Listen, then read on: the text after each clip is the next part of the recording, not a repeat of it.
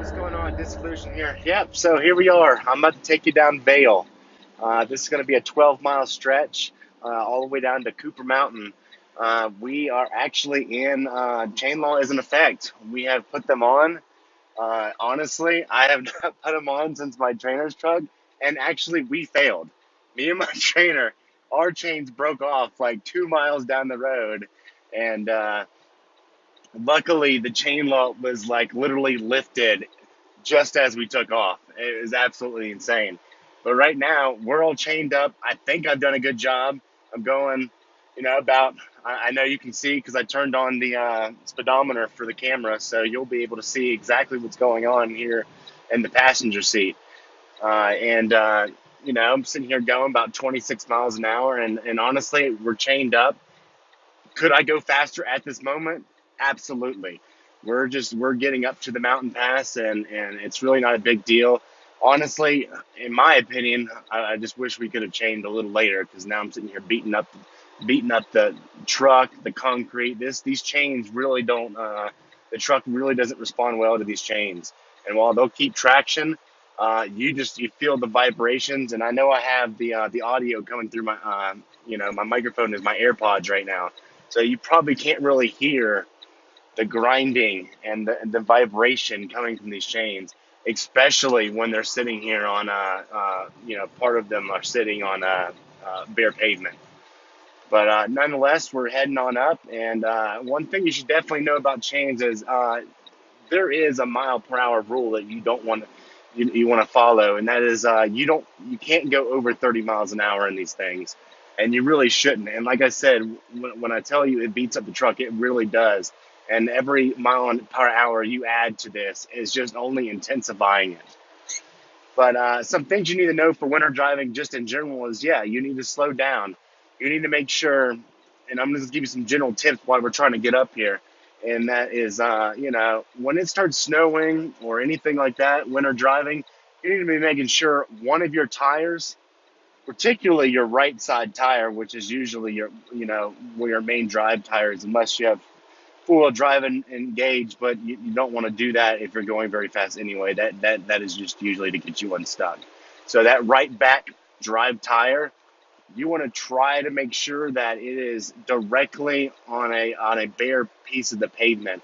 And we're talking about, you've seen it before, even if you're not in the trucking yet, where you've been down to four-wheeler trails or ATVs where they got those two little lines that you can just drive right down.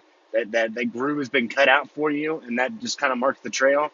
That's exactly what you should be doing when you're trucking, and it becomes more so important when the snow really starts piling on into the street. So it'll be crazy. These lines, the lines on the road that guide you to where you're supposed to be, there'll become a point where those completely disappear, and the only thing you have is the grooves. Even if both of the grooves on both sides of the road are completely wonky and maybe, they're not going to be accurate to the road anymore. And if you try to look under the snow and try to find the line and try to get into the right spot, you're actually putting yourself in danger because you're not following the groove, so to speak. I guess that's pretty cool. Didn't think about that, but in most case scenarios, when the road is that covered, though, you're gonna see the other side of the road. The fast lane is so covered up that you won't really want to go on that anyway. So it's always very dangerous to be in that passing lane. You want to try to stay in the traveling lane as much as possible during these snow situations. And like I said, this situation right here, you want to take it slow and don't worry about the other cars sitting here zipping past you. This is like Ricky Bobby, Those the other cars. Like want to go. You don't even want to try to keep up with them. They're going to zoom by, and you know what? It's fine. Bad thoughts in your head. You know what's going to happen. They're going to get down the road. They might get down the road safely. That's fine, and they might get away with it. For a lot of times, but one day they're going to do that stuff, and they're going to end up in a ditch. And believe it or not, most cases, it's the veterans of trucking that end up flipping these trucks in these situations because they're a little too comfortable going down these mountain passes, and it's kind of weird. It's you got rookies coming down here and they do it just fine. Obviously we're going very very slow. And I myself been in the game 2 years, and while I'm not super new, I'm still kind of a greenhorn. But at the same time, I mean, I know how to drive. That's one thing to know if you haven't been in trucking yet, or you're thinking about getting in.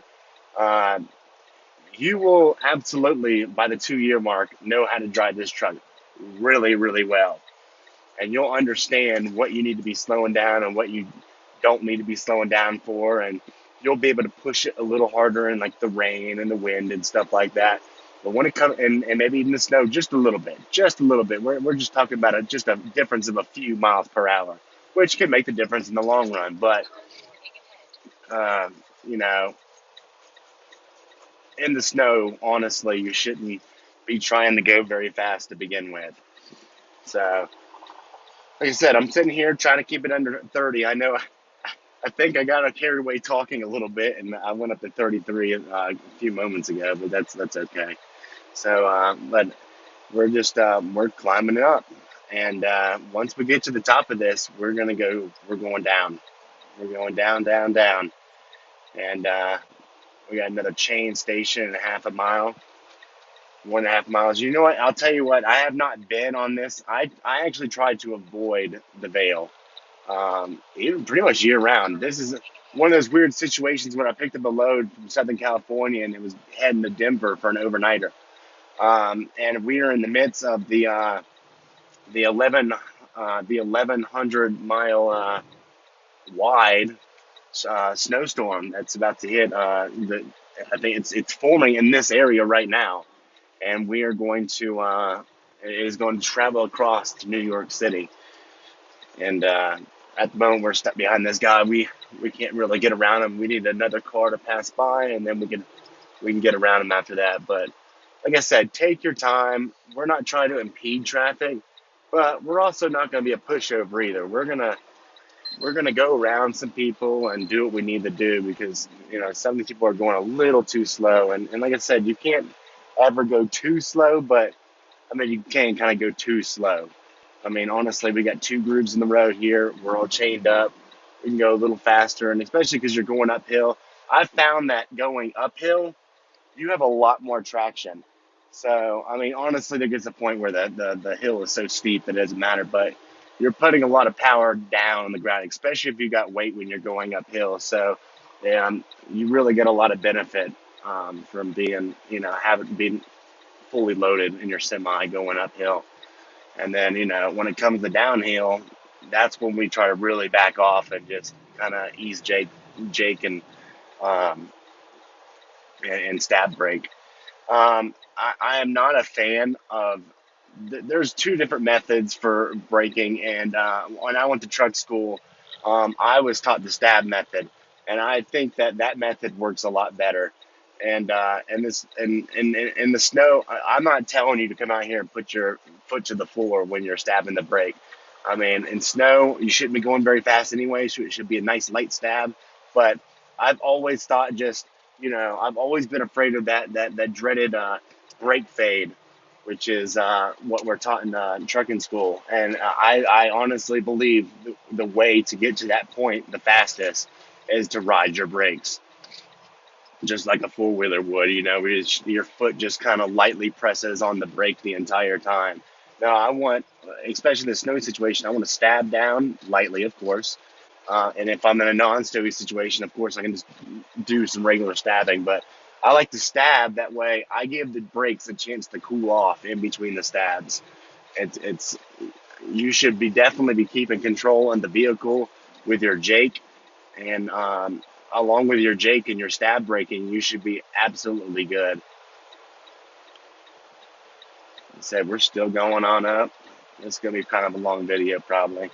Like I said, this is a 12-mile stretch, and we're going at the most 30 miles an hour. So you might be with me a second. But I think I'm drinking my drink here.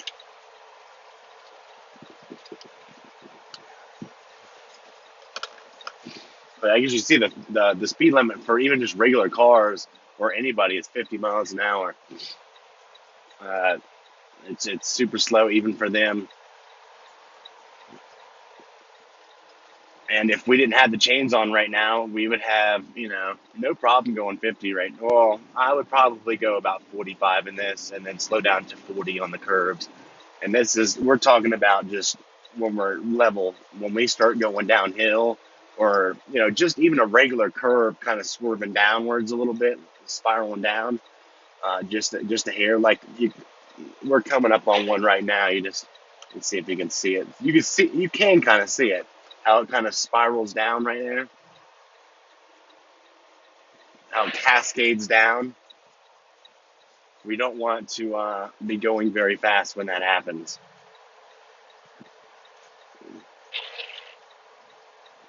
There's lots of different factors and lots of different ways you can think about this when you're driving in the snow. I have a lot of different rule sets. And one of those rule sets, period, is if there's snow hitting the ground and it's even beginning to stick, I have a 55 mile an hour rule. Instantly, my speed, we're governed at 65, but instantly my speed drops down to 55 when it starts sticking. If I see any stickage whatsoever, or I can, literally look at the back of my mirror on the outside and can tell that there's something sticking to it and it's getting caked on there, then it's time to slow down to 55, and 55 is just minimum slow down speed, and then it goes down from there. As conditions get worse, it gets slower and slower and slower and slower. And I've honestly, I mean, the road was so snow covered one time. I was literally just going 20 miles an hour down the street. So was everyone else, and it's funny because you'll see as you're traveling, you will see people just they start getting behind you. You kind of It's funny because you're kind of like a mini snowplow in a way. You keep the groove in the street going. You might not be able to remove the snow. Some of it might get put, you'll get pushed, sloshing around from one side to the next. You might remove a little bit to the side of the road, but mostly you're just kind of throwing it on different parts of the street. And but at least the cars, they like it because they can kind of just keep their tires in your grooves and follow you. They get to follow that same rule. And at Prime here, we got the super singles, and so it gives them a nice chunk of road to sit there and travel on. And and it doesn't hurt that if we have semis that pass us and go in front of us, even if they're going a little faster than you would go, you can at least get behind them and uh, and ride their groove. Sorry about the windshield wipers. I just honestly, it's crazy because I can see it perfectly, and I can tell on the video that it gets caked up really quickly. Sorry about it. There might be a couple moments here where it was a little cloudy to see, so I apologize for that. But yeah, we're just traveling along. Let's see where we're at. We have 6 miles to go, and we're gonna be good. Man, now I'm starting to second guess myself. Did we come down from this, or did we just climb? I'm guessing the other side must be there's a couple of places that are like that. Cabbage is like that, where there's one side of it is more of a climb and one side is more of a descent. Like I said, I don't come to the Vale too often, especially during winter. This is like a no-go zone. The only reason we took this is because, like I said, that storm was coming through and was pushing up through I-40. Not only would it taken longer to go around, and probably still, it's questionable at this. I mean, it's good. It's probably about the same time now. In fact, it might have been even faster to go the other way, and I probably should have done that. But that's okay. There's a lot of miles out of the way, and my logic was, hey, if we can just try, and sometimes you'll win. You'll be able to beat this. Go hurry up north, hurry up east, or hurry up west, and try to get around the storm before it shows up. But unfortunately, sometimes you just get caught in it. And I was going to get caught in a torrential downpour, which probably had ice in it as well. Or I was going to come up north and go east, and For the most part, it was fine. Yeah, there's a very hilly and all that good stuff. But when we first got on 70 going through Utah and Colorado, and when I say the Vale, so this is the Vale Pass, but a lot of truck drivers refer to the area between I-15 and I-25 or just the Denver area as the Vale, like in general, like we're talking about like Game of Thrones style, like it's just the Vale, because honestly, you got some straight parts through that stretch of 70 that it's an 8 hour stretch, and well, on paper. So basically, this is it's the Vale. I mean, this is the Vale Pass, but we have the actual Vale, which is basically almost an entire drive shift of up and down and curvy and all kinds of mountain. Maybe not all like serious mountain grades like this is, but uh, we're talking about just mountainous terrain going in and out, kind of switch back in and dip in and cascading. And it's just almost an entire drive shift of just nothing but that. Not only that, but you got no service on your cell phones. You can barely listen to music when you're doing this either. So it's a very boring, nail biter kind of thing. And once you get a good bit of experience, the veil just it doesn't become hard or scary anymore. It just becomes super annoying. And it's very annoying to get through. And why would I go through here when I can just, in a lot of cases, you're coming from the east going west. And why would I go through here when I can sit back and listen to my talk shows on my radio or, music going down I-40 and be in a good mood? It's just taking 100 miles extra on the trip just to not go through the Vale. It's totally worth it. Absolutely worth it. We have a run going from Charlotte, North Carolina, and it goes all the way to Cedar City, Utah. And your recommended route is to go through the Vale. Uh, no. So we basically what we do is we end up going down to Atlanta, coming over west, heading back up through Mississippi and hit 40, or maybe it's Alabama. But nonetheless, we hit another interstate going up, I-22, I-20. It's something, and we hit back on 40, travel to 40, hit Flagstaff, and come straight up. That way, we only have shoot, 3 hours 3 hours of anything that's really that bad. And not only that, but at least you got cell phone service out there near Horseshoe Bend and all that stuff. There's one road that Horseshoe Bend is on you cannot take, but you go up to Utah 20 and then come back over and jump on I-15. You go straight down, and I can see me doing this for a lot of things. Even if I was going to Salt Lake, I'd probably still take that way. This is just, like I said, it's a pain in the butt. It's a pain in the butt. Now I'm looking at the road here, and I just don't feel that chains were really that necessary. Honestly, though, the plow had passed us twice when we were putting on the chains, so I'm assuming that's kind of the dealio there.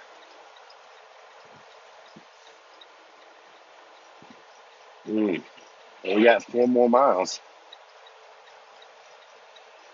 Yeah, once we get up to this rest area here, we'll be able to take off the chains, and you never know what can happen. I'm probably going to turn the truck on for this will be part one, and part two will be the descent into Denver. So you are going to get some downhill action, I promise you, by the end of this day.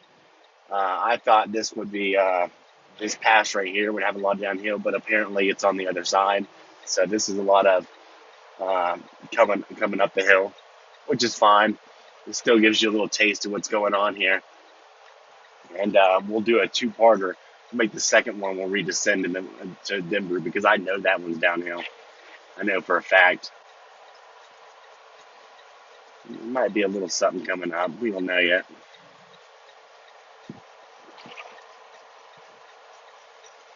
But one thing I will say about the Vale that it's you know I believe the well, that's beside the point, but I believe the lead singer of Metallica lives here in the Vale, Jake Chatfield. That's pretty cool. And other than some celebrity news, no, it's very beautiful up here. It's absolutely stunning. And especially if you can, we did pass by the Vale Skew Pass before we even got the chain up, so you didn't get to see that. But it's pretty. It is very pretty. It's just, at a certain point, you start getting. I mean, it's not like you don't want to go visit beautiful things in the truck. It's just you're trying to make money at the same time. And this is just one of these stretches that, and I'll tell you about another one, but this is just one of the stretches that you see it once or twice. It's gorgeous, but I don't think I want to see it that many times. Once you see it a couple times, you're good. You don't really need to try to come down this road all the time. And there's another place you can go down, and that's you can go to, and that's Bighorn. I think it's Bighorn Forest or something like that. My trainer had warned me not to go down it. He said that it would be pretty tight and it's not really advised for trucks, but they do allow trucks on that road. So you got to be careful with your GPS in some of these situations. I think maybe the GPS finally took it off. But when I first started, Google and, well, not Google, obviously, Randy Nally and my Qualcomm would actually let me go down that road. I think since then they just stopped. I don't know if something happened up there, but when I went down, everything was fine, and it was probably the most gorgeous thing I've ever seen. But it was nail biter. It was a nail biter. In fact, there were some turns that if another semi had been coming down that road, there was no way I was going to make that turn. And I just figured that if I just, I mean, it was going to cut so many miles. And it did. It did. It did take twice as long to get through that area than I thought it would. But it was pretty. And when I got to the top of that mountain, snow covered, fog, flocks of Bambi just running around. It was absolutely insane. It looked like a Disney movie. I'm not even kidding. Like, I was going to look in the distance, and there was going to be some cottage where a woman was cooling off an apple pie in the windowsill. It was absolutely ridiculous. So, and there was going to be some song that came about afterward, and a musical number. But I felt like there was a musical number going on. Yeah. 2 more miles of Vale Pass to Cooper Mountain. Yeah, I mean, yeah, honestly, the other side looks like it was more of a downhill action. And uh, I got to call BS on DOT on this one. I definitely think that the chains were really not warranted. And the funny thing is I'm going to get these chains off, and then they're going to make me put them back on probably when we're going down that Denver Pass. That is it's steep. It's not, if I remember correctly, there's switchbacks. Honestly, I don't remember the road exactly. Like I said, I try to avoid this one as much as possible, but I know it'll be camera worthy, so we'll definitely do that. You know what? I'm surprised. I'm super proud of myself. I'm I'm glad my chains have stayed on here, and they're doing a very good job. Oh,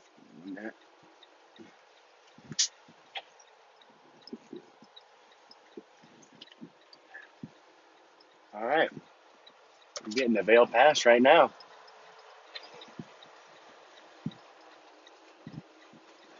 Yeah, it looks like it's going down a little bit. I don't know. I haven't really seen any signs or anything. I just don't, like I said, I just don't remember. This is just, it's been so long since I've come down this road and traveled. Yeah, I traveled here. It's very rare that I'll take something that'll leave me here. I thought it was going to be fine. Honestly, when I looked on the map yesterday on the Doppler, there was nothing. Absolutely nothing. It was, it was wide open, and now it seems that it's not the case.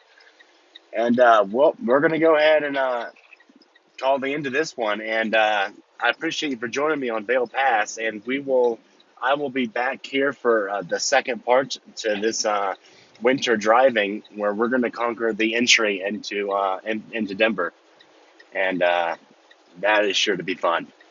So I appreciate you for joining me. Like, subscribe, hit the bell, leave some comments on your least, I was going to say favorite, but least favorite passes, or the ones that you find that are super fun or that you would like to see me go down. Because I'll definitely make sure I have the camera on for that, and if you want to see that. And appreciate you for joining me. Take care.